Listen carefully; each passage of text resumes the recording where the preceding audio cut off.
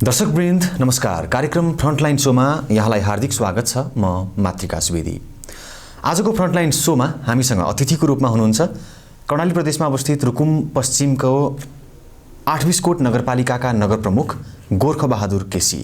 आज म केसीसँग 8 बिस्कोट नगरपालिकाको नगर प्रमुखको रूपमा निर्वाचित भएपछि उहाँले अघि सार्नुभएका मुख्य आयोजनाहरू के हुन्, कोभिड-19 को संक्रमण नियन्त्रण र रोकथाममा उहाँहरूले चाल्नुभएको कदम कस्तो रह्यो, 8 बिस्कोटका स्थानीयवासीले जनप्रतिनिधि आएपछि परिवर्तनको कुन हदको आभास गर्न पाएका छन् लगायतका विषयमा केन्द्रित भएर संवाद गर्नेछु। स्वागत छ कार्यक्रम फ्रन्टलाइन शोमा। धन्यवाद। आराम हुनुहुन्छ? ठीक छ। अहिले यतिखेर चाहिँ 8 बिस्कोट नगरपालिका कोभिड-19 को संक्रमणको कुन अवस्थाबाट गुज्रिरहेछ? 8 बिस्कोट नगरपालिकामा अहिलेसम्म करिब 16 जना बिरामीहरू चाहिँ देखा पर्नुभयो।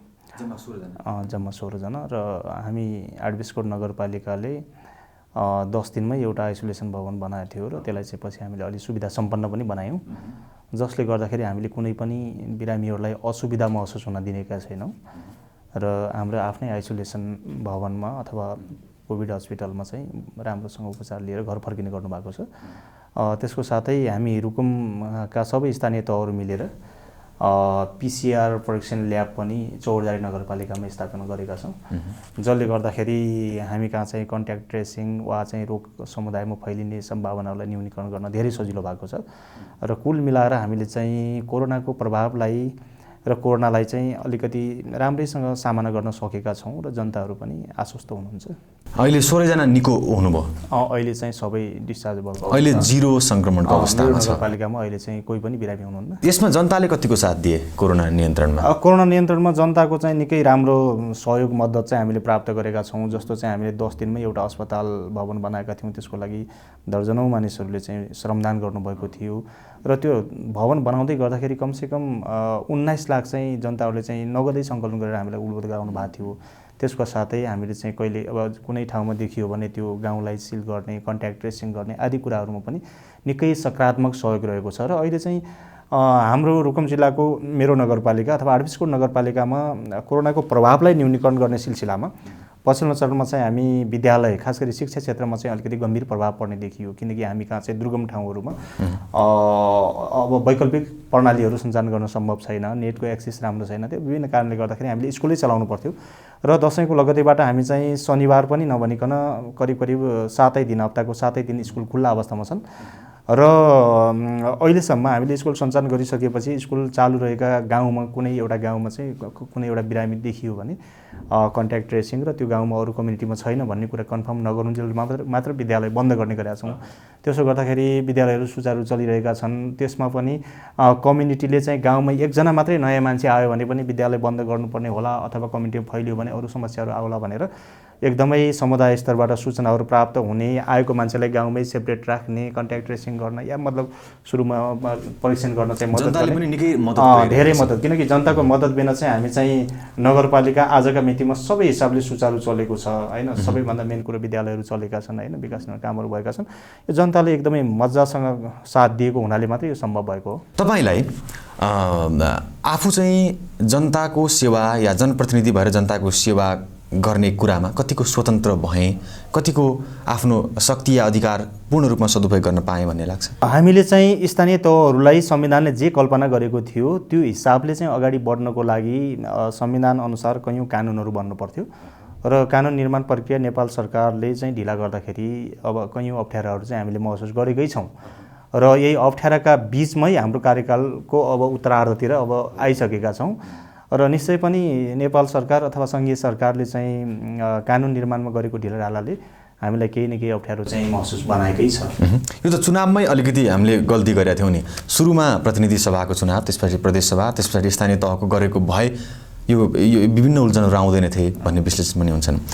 तपाईँलाई यो त भयो कानुनी या प्रशासनिक पाटोको झन्झट होइन, तपाईँ एउटा पार्टीको पनि व्यक्ति हुनुहुन्छ, पार्टीको जिम्मेवार व्यक्ति पनि हुनुहुन्छ। तपाईलाई तपाईकै पार्टीका शीर्ष नेतृत्वबाट कुनै पनि काम अघि बढाउने सिलसिलामा अवरोध बाधा त्यस्तो केही हुन्छ कि हुँदैन? हाम्रो रुकुम जिल्लाको सन्दर्भमा हामी रुकुम जिल्लामा स्थानीय तौरले जति गतिविधि गरेका छौँ, हाम्रो शीर्ष नेतृत्व अथवा हाम्रो जिल्लाको नेतृत्व भनेको कमरेड जनार्दन शर्मा प्रभाकर र उहाँहरूले चाहिँ अप्ठ्यारो पार्ने भन्दा पनि सम्पूर्ण कुराहरूमा एक प्रकारले गाइडिङ गर्ने र आफ्नो ठाउँबाट आफ्नो पोजिसनबाट जे मद्दत गर्न सकिन्छ त्यो गरेको हुनाले हामी चाहिँ रुकुमका स्थानीय तहहरू आज जुन पोजिसनमा छौँ र जुन जनतालाई चाहिँ जुन हिसाबले आश्वस्त पार्न सकेका छौँ त्यो चाहिँ मेरो विचारमा उहाँको मद्दतले नै त्यो सम्भव भएको छ र अप्ठ्यारो पार्ने भन्ने खालको कुरा हामीले महसुस गर्नु परेको कल्पना गर्नु परेको छैन। त्यसको साथै अब कयौँ जनप्रतिनिधिहरू प्रदेश सभा स्तरमा हुनुहुन्छ र पार्टीका पनि विभिन्न केन्द्रीय समितिमै केही साथीहरू हुनुहुन्छ।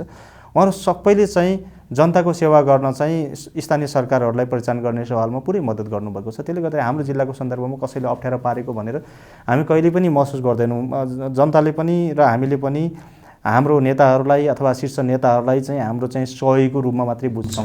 फरक दलको जनप्रतिनिधि फरक दलको नेताहरूबाट बाधाहरू त्यस्तो केही छ? अब हाम्रो जिल्लामा चाहिँ तपाईँको फरक दलको त्यस्तो कुनै पोजिसन छैन। नेपाली काङ्ग्रेस प्रतिपक्षी दल हो र उहाँहरूको वडा अध्यक्ष केहीजना निर्वाचित हुनुहुन्छ, त्योभन्दा माथि अब पार्टीमा पनि त्यति राम्रो एप्रोचमा उहाँहरू हुनुहुन्न र त्यसको साथै सरकारका विभिन्न तहहरूमा पनि उहाँहरू हुनुहुन्न। वडा सदस्य र केही वडा अध्यक्षभन्दा माथि उहाँहरूको पोजिसन छैन। त्यसले गर्दाखेरि हाम्रो जिल्लाको सन्दर्भमा प्रतिपक्ष दलले अप्ठ्यारो पार्ने भन्ने चाहिँ त्यो पनि सम्भव छैन। अब तपाईँको कार्यकालको अलिकति समीक्षा गरौँ। तपाईँलाई आफ्नो कार्यकाललाई आफैले मूल्याङ्कन गर्दाखेरि यो 3.5 वर्षलाई मूल्याङ्कन गर्दा कतिको सफल भएँ भन्ने लाग्छ? अब यस हिसाबले हेर्दाखेरि खास गरिकन म तपाईँलाई यो हामी सफल या असफल के भएका हौँ म केही तथ्याङ्क राख्न चाहन्छु। जस्तो कि शिक्षा क्षेत्र हामीले चाहिँ निर्वाचनमा शिक्षा, स्वास्थ्य, कृषि, भौतिक पूर्वाधार आदिलाई चाहिँ क्रमशः प्राथमिकतामा राखेर हामी चुनावमा गएका थियौँ। म तपाईँलाई उदाहरणको लागि शिक्षा क्षेत्रको कुरा गर्छु। हामी निर्वाचित भएको केही समयपछि हामीले शिक्षा क्षेत्रमा हात हालेका थियौँ र सबभन्दा पहिलो शिक्षा समितिको गठन गरिकन बैठक बसेर हामीले नगरपालिकाको शिक्षा क्षेत्रको चाहिँ अवस्थाको चाहिँ मूल्याङ्कन गरेका थियौँ। र त्यति बेला मूल्याङ्कन गर्दाखेरि तपाईँको हाम्रो नगरपालिकाको शिक्षा क्षेत्र एक प्रकारले भयावह स्थितिमा थियो, किनकि त्यो जिल्लाकै पनि दुर्गम भूभाग, त्यसको साथै लामो चाहिँ जनयुद्धको पनि प्रभाव, धेरै कारणहरूले गर्दाखेरि ठुलो क्षेत्रफल, धेरै कारणले गर्दाखेरि असाध्यै धेरै लथालिङ्ग थियो। म तपाईँलाई तथ्याङ्क सुनाउँ, नेपालमा सरदर 210 दिन स्कुलहरू चलेको हुनुपर्छ, तर त्यहाँ चाहिँ तपाईँको हाम्रो तथ्याङ्कले के देखाएको थियो भने सरदर 113 दिन मात्रै विद्यालय खुल्ने गरेका थिए। त्यसमा पनि बिहान 10 बजेदेखि 12-1 बजीसम्म मात्रै विद्यालय चल्ने गरेका थिए र व्यापक ढङ्गले शिक्षकहरूको अभाव थियो। त्यहाँ अनुगमन मूल्याङ्कन उहाँहरूलाई चाहिँ रेगुलेसन गर्ने कुनै सिस्टम मतलब चाहिँ कहिल्यै चलेको त्यस्तो चाहिँ महसुस भएको थिएन, जसको कारण चाहिँ प्रत्येक वर्ष हजारौँ केटाकेटीहरू मतलब स्कुलमा भर्ना हुने, कमसेकम 14,000 केटाकेटीहरू अहिले पनि त्यहाँ हाई स्कुल लेभलमा छन्, हाई स्कुलसम्म आउँदाखेरि छन् र प्रत्येक वर्ष 1000 जस्तो केटाकेटीहरू एससी पास भएर बाहिर जाने। तर उहाँहरूले चाहिँ अब नाम मात्रको एससी पास गर्ने, त्योभन्दा माथिको पढाइ, त्योभन्दा माथि कुनै सरकारी जब या अर्को ठाउँमा कतै पनि उहाँहरू चाहिँ आफूलाई चाहिँ क्वालिफाइड गर्न नसक्ने त्यस्तो खालको सिचुएसन थियो।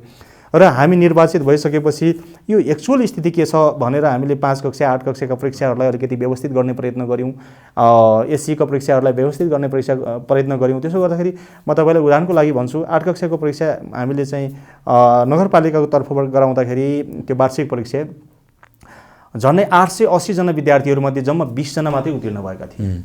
त्यो भनेको सरदर 2% होइन। एउटा नगरपालिकाको शिक्षा प्रणाली जहाँ चाहिँ जम्मा 2% केटाकेटी मात्रै पास हुन्छन् है। अब यस्तो खालको भयावह स्थितिमा अथवा हामीले चाहिँ नाम मात्रको शिक्षा प्रणाली हामीले ह्यान्डल गरेका हौँ र त्यो सबै वस्तुस्थितिको अध्ययन गरिसकेपछि हामीले त्यसलाई सुधारको लागि तत्कालै प्रयत्न गऱ्यौँ र आजका मितिमा नगरपालिका आफैले तलब दिएर 192 जना शिक्षकहरू भर्ना गरेर हामीले 63वटा त्यहाँका विद्यालयहरूमा पठाएका छौँ। उहाँहरूले चाहिँ पढाइराख्नु भएको छ। त्यसको साथै दर्जनौँ स्कुलहरूलाई हामीले मर्ज गऱ्यौँ, कक्षाहरू कटौती गऱ्यौँ, 2टा स्कुललाई गाभ्यौँ। त्यहाँ चाहिँ झन्डै 75वटा जस्तो स्कुलहरू थियो, हामीले 63वटा कायम गऱ्यौँ होइन। धेरै चाहिँ तपाईँको प्रयत्न गर्दै जाँदाखेरि हामीले पहिलो वर्ष चाहिँ 2% को रिजल्टलाई हामीले 14% एभरेजमा ल्याइ पुर्याएका थियौँ र गएको शैक्षिक सत्रको रिजल्ट चाहिँ हामीले 34.समथिङ% चाहिँ हामी गएको वर्ष सुधार गऱ्यौँ। त्यसको साथै नगरपालिका आफैले झन्डै 40 जना केटाकेटीहरूलाई विभिन्न क्षेत्रमा चाहिँ प्राविधिक क्षेत्रमा छात्रवृत्ति दिएर पढाइरहेको छ। त्यसमा चाहिँ 2 जना पाइलटदेखि लिएर डाक्टर पनि पढिराख्नु भएको छ होइन। त्यो पहिलोचोटि त्यो दुर्गम नगरपालिकाका केटाकेटीहरूले पाइलट पढ्न पाछन् अथवा डाक्टर पढ्न पाछन् अथवा त्योभन्दा तलका मतलब विभिन्न प्राविधिक शिक्षाहरू पढ्न पाएका छन्। त्यसको साथै नगरपालिका आफैले अनुमति दिएर एउटा चाहिँ मोडेल हाई स्कुल हामीले सञ्चालन गऱ्यौँ नगरपालिकाको केन्द्रमा। त्यसको मलाई लाग्छ गएको वर्ष एससी दिन सक्यो भए हामीले कर्णालीमै राम्रो रिजल्ट त्यो स्कुललाई हात पार्दै थियो, जहाँ चाहिँ हामीले टोटल म्यानेजमेन्ट नगरपालिकाको तर्फबाट गरेका छौँ। र गाउँमा चाहिँ के स्कुलहरू राम्रो बनाउनुपर्छ भन्ने एक प्रकारको लहर, एक प्रकारको अभियान, एक प्रकारको जागरण चाहिँ जनतामा आएको छ। अब यसलाई चाहिँ मेरो विचारमा शिक्षा क्षेत्रमा हामीले जनताको बिचमा जे कमिटमेन्ट गरेका थियौँ त्यो सन्तोषजनक ढङ्गले त्यो अगाडि बढेको छ।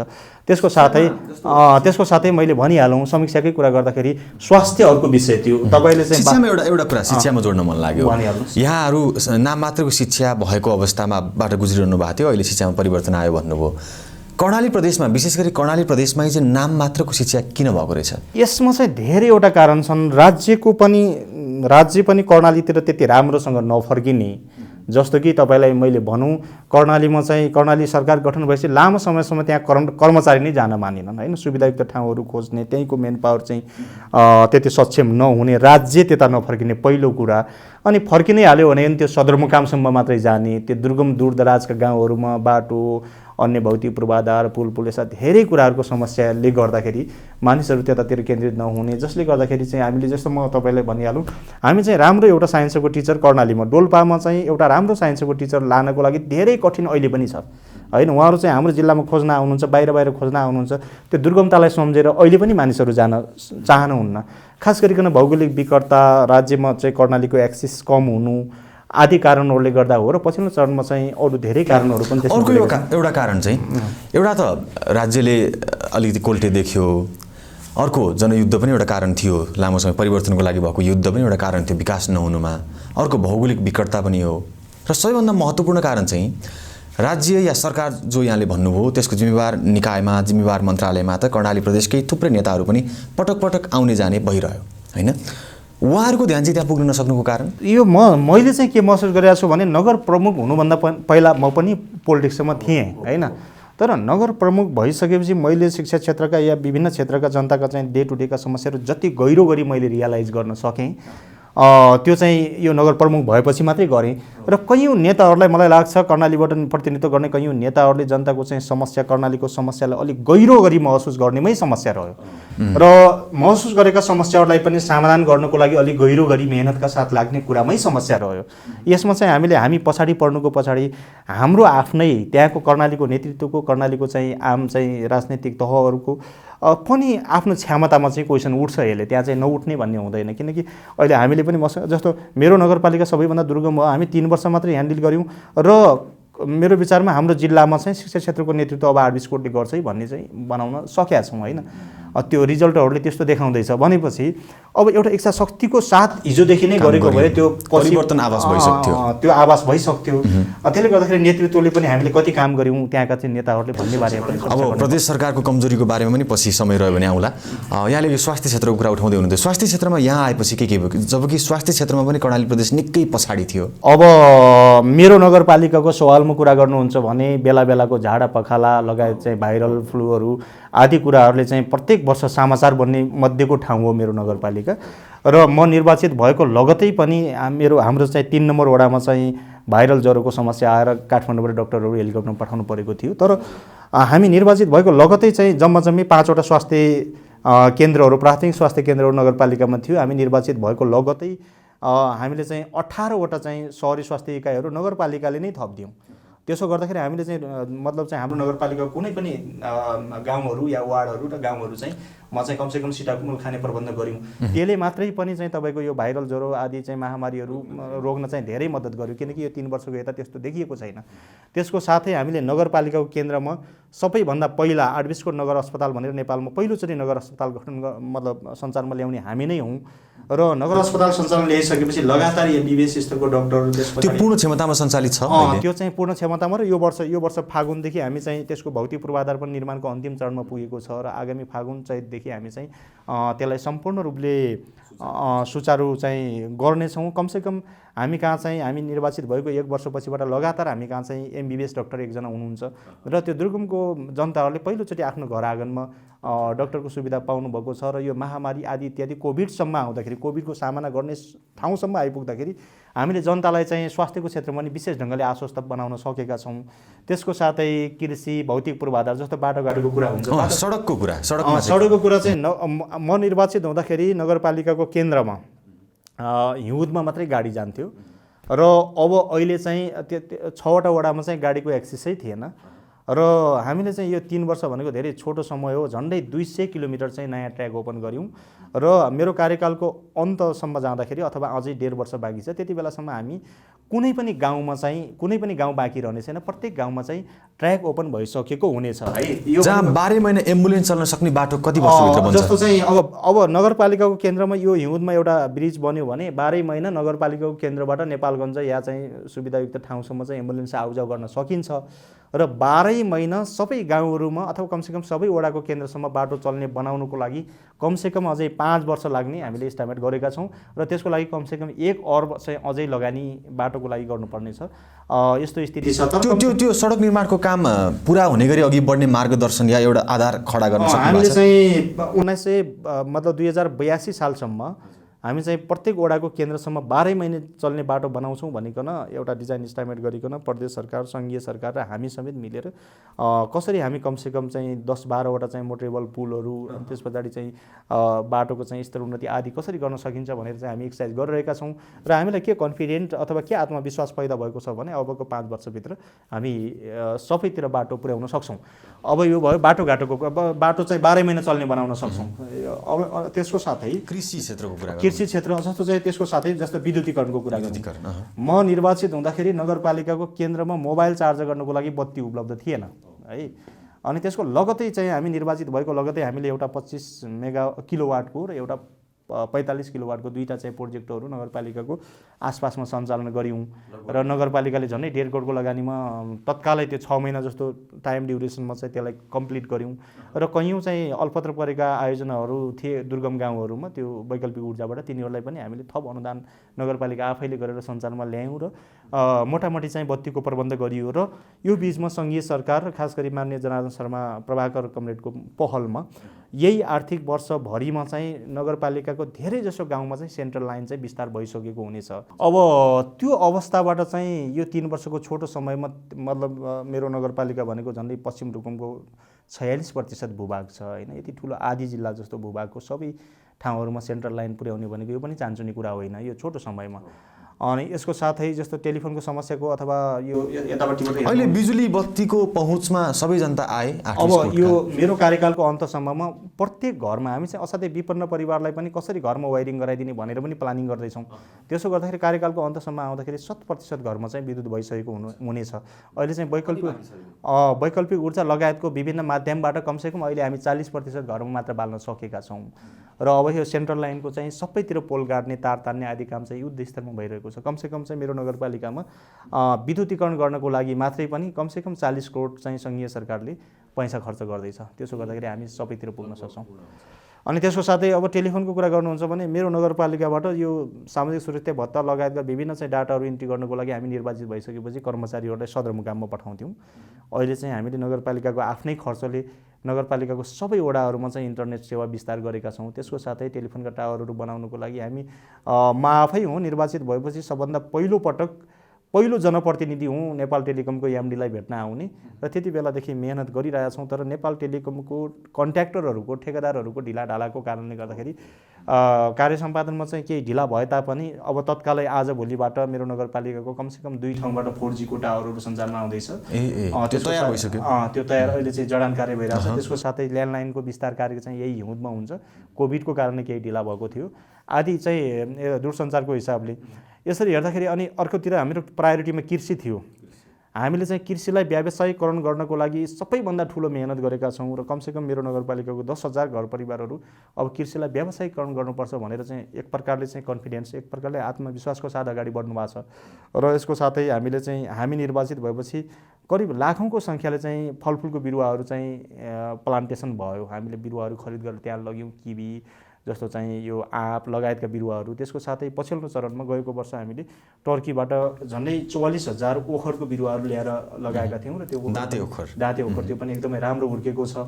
र हामीले चाहिँ बाख्रा र भैँसीको दुध उत्पादन र मासु जन्ने प्रयोजनको लागि बाख्रा पालनलाई चाहिँ व्यापक ढङ्गले सपोर्ट गर्यो र हालसालै चाहिँ हामीले बैङ्कहरूबाट चाहिँ किसानहरूलाई अलिकति सहुलियत दरको ऋण उपलब्ध गराउनु पनि हाम्रो नगरपालिकाले ग्लोबल आइएमई बैङ्कसँग सम्झौता गरेको छ। यसको लागि हामीले कैयौँ राउन्ड चाहिँ ग्लोबल आइएमई बैङ्कको चाहिँ सञ्चालकहरूसँग चाहिँ मिटिङ गऱ्यौँ र उहाँहरू पनि एकदम उत्साहित भएर लाग्नु भएको छ। त्यसले गर्दाखेरि हामीले छोटो 3 वर्षको छोटो समयमा गाउँको तस्बिरहरू र जनताको पनि आफ्नो आर्थिक अवस्थाको एउटा स्टाटस चाहिँ चेन्ज गर्ने हिसाबले चाहिँ हामी चाहिँ निकै मेहनतका साथ लागिरहेका छौँ र यसको प्रतिफल निश्चय पनि भविष्यमा एकदमै सुखद आउनेछ।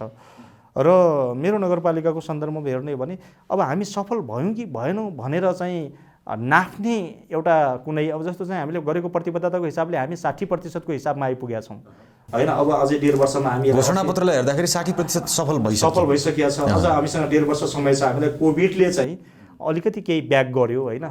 अब त्यसका बावजुद पनि हामी चाहिँ अगाडि बढिराखेकै छौँ र यो कोभिडले गरेको प्रभावलाई कसरी न्यूनीकरण गर्ने, यहाँ चाहिँ बजेट कम प्राप्त भइरहेछ, अन्य स्रोतबाट कसरी बजेटसम्म एक्सिस पुर्याउने र लैजाने भनेर पनि हामी लागेकै छौँ। त्यसले गर्दा हामी कार्यकालको अन्तसम्म आउँदाखेरि धेरै राम्रो पोजिसनमा आउँछौँ र त्यसको साथै अब यसलाई नाप्ने खास कुनै एउटा मेजरमेन्ट गर्ने टुल्स छैन, त्यो चुनावमै अभिव्यक्त हुने हो। र म अहिले के देख्दैछु भने आगामी चुनावमा म सम्बद्ध पार्टीले मैले सपोर्ट गर्ने उम्मेदवारले चाहिँ कमसेकम हाम्रो नगरपालिकामा चाहिँ प्रतिपक्षीभन्दा 10 गुणा बढी मतअन्तरले जित्ने स्थिति आजका मितिमा छ है। अब हाम्रो प्रतिपक्षी दलका चाहिँ नगरकै सचिवहरू, नगरकै वडाका सचिवहरू, वडाका सभापतिहरू होइन, हिजो वडा अध्यक्ष उठेका प्रतिपक्षका उम्मेदवार साथीहरू सबै चाहिँ करिब प्रवेश गरेर हामीसँगै हुनुहुन्छ अहिले होइन। अब हामी चाहिँ सबै मिलौँ र नगरपालिकालाई राम्रो बनाऊ भन्ने एक प्रकारको आम कमिटमेन्ट छ है। अनि नगरको जस्तो कि मेरै नगरपालिका होला जहाँ चाहिँ अहिले शनिबार पनि शिक्षकहरूले पढाइराख्नु भएको छ होइन। नेपालभरि चाहिँ शनिबार सामान्यतया बिदा लगिन्छ, बिहान चाहिँ अतिरिक्त क्रियाकलाप गर्नुहुन्छ र साँझ चाहिँ आधी दिन छुट्टी गरेर सरसफाइ आदि मेन्टेन गर्नुहुन्छ भने चाहिँ नगरपालिकाको टोटल टिम नगरपालिका राम्रो बनाउनलाई हाम्रो नेतृत्वमा लागेकै छ होइन। यो चाहिँ जनताको सक्रियता र सहभागिताले पनि हामीले आशा जगाउन सकेका छौँ भन्ने देखिन्छ। त्यसको साथै अब हालसालै अब हाम्रो गाउँवासीहरूले हामीले स्कुलहरू, विद्यालय भवनहरू कमसेकम यो 3 वर्षमा चाहिँ हामीले झन्डै 14वटा पक्की भवनहरू बनायौँ र अरू 14वटा चाहिँ यो वर्ष प्रोसेसिङमा छ। र हामी राज्यले मात्रै गरेकोले अलि ढिला हुने भयो भन्ने हिसाबले अब म बनाउँछु मेरो गाउँ भन्ने एउटा अभियान चाहिँ हाम्रो नगरपालिकाको युवा साथीहरूले सुरु गर्नुभएको छ। यसमा चाहिँ पछिल्लो चरणमा अब हामीले यो हिउँदमा यसको प्रतिफल तपाईँहरूको मिडियामा आउनेछ, हामी देख्नेछौँ। अहिले पछिल्लो चरणमा के भएको छ भने नगरपालिकाबाट बाहिर भएका र संसारभरि भएका हाम्रा चाहिँ भाइहरूले, हाम्रो चाहिँ बहिनीहरूले अथवा जबमा भएका विभिन्न सेक्टरमा भएका सबैले चाहिँ आफ्नो गाउँको भौतिक पूर्वाधार, आफ्नो गाउँको विद्यालय आदि सबै राम्रो बनाउनुको लागि कमसेकम चाहिँ आफ्नो तर्फबाट जे सकिन्छ त्यो योगदान गर्ने हिसाबले लाग्नुभयो। एउटा गाउँमा सुरु गरेको आजका मितिमा त्यो गाउँमा चाहिँ झन्डै 30 लाख जस्तो चाहिँ बाहिर भएका भाइहरूले पैसा पठाउनु भएको छ। गाउँलेहरू सबै 1 महिना 2 सबै एकजुट भएर लाग्नु, गाउँलेहरू 1-2 महिना चाहिँ श्रमदान गर्नको लागि तयार हुनुभएको छ र उहाँहरूले जति पैसा कलेक्सन गर्नुहुन्छ त्यति नै हामी नगरपालिकाको तर्फबाट हामीले चाहिँ दिने प्रतिबद्धता जनाएका छौँ। त्यसले गर्दाखेरि नयाँ ढङ्गले निर्माणको एउटा लहर चाहिँ नगरपालिका यसरी रुकुमको 8-20 कोट नगरपालिकामा सरकारलाई जनताले साथ दिएको या सरकार जनताको एउटा पूर्ण सामञ्जस्यता, पूर्ण सहकार्यमा काम अघि बढेको जस्तै सत्तारूढ नेकपाको कार्यशैलीप्रति जनता त्यत्तिकै एकाकार भएर अघि बढ्न किन नसके होला? राज्यको स्रोत साधन सबै कुराहरू हाम्रो पक्षमा 100% प्रयोग हुँदैछ, यो कहीँ कसैले खाँदै छैन, कहीँ ठगी हुँदै छैन भन्ने कुराहरू जनतालाई फिलिङ हुनुपर्छ होइन। हामीले यो कुराहरूमा हाम्रो नगरपालिकाको सन्दर्भमा सबभन्दा बढी सतर्क हुन्छौँ होइन। एउटा उपभोक्ता समिति गठन गर्दाखेरि यसले चाहिँ 10,000 पैसा खायो भनेपछि अरू 100 जना मानिसहरूको जागर मर्छ होइन। यो नमरोस् भनेर चाहिँ हामी चाहिँ हाम्रो नगरपालिकामा र हाम्रो जिल्लामा एकदमै सतर्कताको साथ लागेका छौँ। हाम्रो माननीय जनार्दन शर्मा कमरेड प्रभाकरलाई कुनै एउटा चाहिँ वडा अध्यक्षले वा एउटा चाहिँ कुनै कर्मचारीले सानो बदमासी गर्यो भने पनि सिधा मेरोमा फोन आओस् भन्ने हिसाबले उहाँले जहिले पनि भाषण गर्दाखेरि कुराकानी गर्दाखेरि त्यो स्तरबाट सतर्क गराउने गर्नुभएको छ। र मलाई लाग्छ नेपाल सरकारले हाम्रो लागि पुरै मेहनत गर्दैछ है भन्ने फिलिङ्स जनतालाई दिन सकेको भए जनताले साथ दिने भन्ने कुरामा चाहिँ कुनै समस्या हुँदैन थियो। अब चाहिँ तपाईँको त्यस्तो नभइकन 70 करोडका अरबौँका डिलिङहरू भएको चाहिँ जनताले नेताहरूकै आवाजबाट सुन्दाखेरि त्यसले चाहिँ कति शीर्ष धेरै नेतृत्व frustration शीर्ष ल्याउँछ। नेतृत्वको यो पदीय भागबण्डाको यो विवाद विवाद आदि चाहिँ सुन्दाखेरि जनतामा निश्चय पनि ठुलो प्रकारको फ्रस्ट्रेसन चाहिँ त्यसले लिएर आउँछ र जुन चाहिँ आजभोलि सडकमा अभिव्यक्त हुन पनि थालेको छ। यो निकै सिरियस कुरा हो, निकै गम्भीर कुरा हो, किनभने हामीले 2/3 मत होइन र त्यो पावर सहितको प्रधानमन्त्री हुन पाउनु जति एउटा गोल्डेन चान्स, एउटा सुनौलो अवसर थियो, त्यसलाई त्यही रूपले प्रयोग गर्न नसक्दाखेरि एक प्रकारले भन्यो भने नेपाल देश नै अगाडि बढ्ने अवसर पनि गुमाइरहेछौँ हामीले होइन। यो चाहिँ कुरा के छ भने यसको पछाडि हामीले धेरै विषय केलाउनु भन्दा पनि हामी नेपालीहरू अलि बढी चाहिँ कार्य सम्पादनमा चाहिँ असक्षम छौँ कि होइन, हाम्रो कार्य सम्पादन प्रणाली अलिक कमजोर छ कि, हामी गर्न नसक्ने नै हौँ कि होइन। जनताले त अवसर दियो तै पनि सकिरहेको छैनौँ। त्यसले गर्दाखेरि सबैले आफूतिर फर्केर हेर्न चाहिँ जरुरी छ। यो चाहे सत्तारूढ पार्टी होस्, चाहे चाहिँ प्रतिपक्ष पार्टी होस्, चाहे चाहिँ अरू वैकल्पिक शक्ति भनेर चाहिँ सडकमा आउने साथीहरू होस्, जसको पनि मुख्य समस्या के छ भने अवसर पाएको बेला गर्न नसक्ने कार्य सम्पादन क्षमता चाहिँ निकै कमजोर छ आम रूपले। यसको प्रभाव चाहिँ, यसको मार चाहिँ जनताले र देशले भोग्नु परिरहेछ। यसमा चाहिँ हामीले ध्यान दिनैपर्छ। हामी अन्त्यमा छौँ। अन्त्यमा 8 कोटका नगरवासीहरूलाई यहाँको तर्फबाट के अपिल छ भने प्लिज। म चाहिँ तपाईँको 8 कोटका जनतालाई यो भन्न चाहन्छु कि हामी एकदमै ब्याकवार्ड सोसाइटी, पछि परेको समाज, अलिकति विपन्न नगरपालिका भन्ने यो हाम्रो परिचय थियो। हामी सबै एक ढिक्का नभइकन र हामी सबैले इमान्दारिताको साथ मेहनत नगरिकन हामीले हाम्रो परिचय बदल्न सक्दैनौँ र नगरवासीहरूले परिचय बदल्नको लागि अहोरात्र काम गरिराख्नु भएको छ र यसलाई अझै गेयर अप गर्न जरुरी छ। यसलाई चाहिँ अझै तीव्र बनाउन जरुरी छ। हामीले तीव्र बनाउन सक्यौँ भने हामी 5 वर्षमा हामीले हाम्रो नगरपालिकाको परिचय बदलिदिन्छौँ। हाम्रो नगरपालिकाको परिचय बदल्ने भनेको हाम्रो पछिल्लो पुस्ताको भविष्य बदल्ने कुरा हो होइन, हाम्रो केटाकेटीहरूको भविष्य बदल्ने कुरा हो। हामीले समाजलाई साँच्चै हामीले कल्पना गरे जस्तो सुन्दर बनाउने कुरा हो र मलाई लाग्छ नगरवासीहरूले यो कुरालाई मनन गर्नुभएको छ, महसुस गर्नुभएको छ र अझ गहिरो गरी महसुस गर्न जरुरी छ। र प्रत्येक घरले आफ्नो घरमा पर्याप्त मात्रामा चाहिँ उत्पादन गर्ने, पर्याप्त मात्रामा मेहनत गर्ने, पर्याप्त मात्रामा श्रम गर्न मात्रै सिकियो भने हाम्रो नगरपालिका समृद्ध हुनबाट कसैले रोक्न सक्दैन। म आदरणीय जनसमुदायलाई तपाईँको च्यानल मार्फत पुनः भन्न चाहन्छु, हामीले पहिला आफ्नो परिवारको लागि, आफ्नो केटाकेटीको लागि केही गर्ने हो भने त्यो चाहिँ देशको लागि केही गरेको हुन्छ। त्यसैले सबै तम तयार हौँ, अगाडि बढौँ, यही चाहिँ मेरो आग्रह छ। हुन्छ, तपाईँको महत्त्वपूर्ण समय र संवादको लागि धेरै धन्यवाद। सँगै आगामी कार्यकालको लागि हार्दिक शुभेच्छा, शुभकामना। धन्यवाद। यहाँले चाहिँ आफ्नो कुरा राख्ने मौका दिनुभयो मलाई, यसको लागि म तपाईँहरूलाई विशेष धन्यवाद चाहन्छु। हस्, दर्शकवृन्द, आज हामीले कार्यक्रम फ्रन्टलाइन शोमा कुराकानी गऱ्यौँ रुकुमको 8 कोट नगरपालिकाका नगर प्रमुख गोर्खबहादुर केसीसँग। कार्यक्रमको आजको अङ्कबाट बिदा लिने बेला भएको छ। हवस् त, बिदा दिनुहोस्। नमस्ते।